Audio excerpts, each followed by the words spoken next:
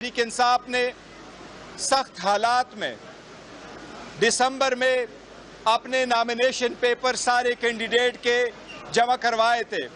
पाकिस्तान के 859 कंस्टिट्यूएंसी पे पाकिस्तान तहरीक इंसाफ ने 828 कैंडिडेट को टिकट दिए थे।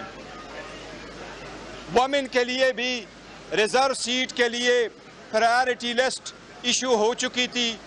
वुमेन को कहा गया था कि नॉमिनेशन फॉर्म फाइल करे, उसकी स्क्रूटनी भी होनी थी, लेकिन बदनीयती पे इलेक्शन कमीशन ने वुमेन की स्क्रूटनी को 29 तारीख तक दिसंबर तक सरंजाम नहीं दिया था। इंस्टेड इलेक्शन कमीशन ने 29 तारीख को एक नोटिफिकेशन इशू किया कि रिजर्व सीटों के लिए चाहे वो वुमेन हो चाहे वो नॉन मुस्लिम हो, पाकिस्तान तहरीक इंसाफ के इनकी स्क्रूटनी हम 13 जनवरी को कहें, और 13 जनवरी वो डेट थी जिसको निशान अलाट होने थे। 13 जनवरी सुप्रीम कोर्ट का डिसीजन रात 11 बजे आया था, लेकिन इलेक्शन कमीशन ने उससे पहले लोगों को आज़ाद कैंडिडेट के निशानात अलाट कर दिए थे। आज कहा जाता है कि सुन्नी इत्तेहाद ने कोई सीट जीती है या नहीं। सुन्नी इत्तेहाद कौंसिल का चेयरमैन हामिद रजा साहब मेरे साथ खड़े हैं, इनके नॉमिनेशन पेपर पे भी सुन्नी इत्तेहाद कौंसिल लिखा हुआ था, सर्टिफिकेट इसका जमा हुआ था, लेकिन जब उनको पता था ये भी पाकिस्तान तहरीक इंसाफ के साथ अलायंस पर है, तो ऑन पर्पस बदनीयती पे इसको भी आज़ाद कैंडिडेट का निशान अलाट कर दिया था। जब ये सीटें आई, इलेक्शन कमीशन के कानून के मुताबिक, रूल्स के मुताबिक, आर्टिकल 51 के मुताबिक आज़ाद इलेक्शन निशानात पे जब हम सीटें जीत के आए तो KPK से 91 MPs, नेशनल असम्बली के 85 MNs, पंजाब असम्बली के 107 MPA, सिंध असम्बली के 9 MPA ने विद इन तीन दिन के अंदर जो आइन की रिक्वायरमेंट है उन्होंने सुन्नी इत्तेहाद कौंसिल को ज्वाइन किया।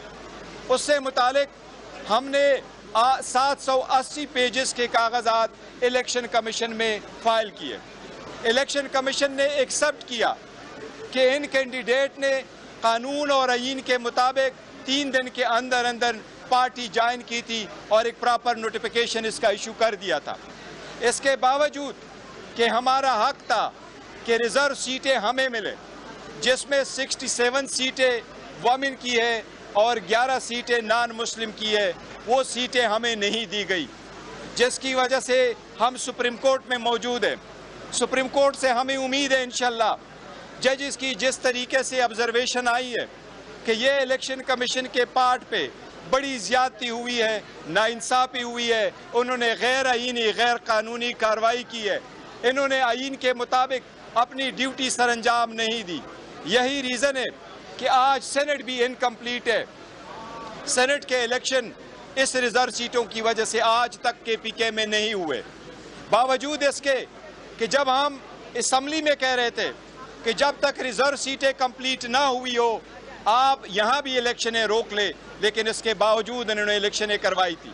हमें उम्मीद है इंशाल्लाह सुप्रीम कोर्ट के 13 जजेस से आज बड़ी खुशी होती कि अगर आज शार्ट ऑर्डर आ जाता, लेकिन जज साहिबान की सवाबदीद है, हमें फिर भी उम्मीद है इंशाल्लाह 2-3 दिन में ये जजमेंट आएगी और यही कानून के मुताबिक इंशाल्लाह ताला ये सीटें हमें मिलेगी इंशाल्लाह। जी प्लीज़। जी मैं अगर कुछ ऐड करूं, इसमें आज हमारी इस्तदा अदालत उज़्मा के सामने ये थी कि ये मुकदमा पाकिस्तान के अवाम का मुकदमा है, ये किसी कैंडिडेट का या किसी सियासी जमात का मुकदमा नहीं है। पाकिस्तान के अवाम ने 8 फरवरी को जो दो टोक फैसला दिया, उस फैसले को सल्ब करने की कोशिश की गई है, अवाम की आवाज़ को दबाने की कोशिश की गई है, अवाम को हकीर जानने की कोशिश की गई है।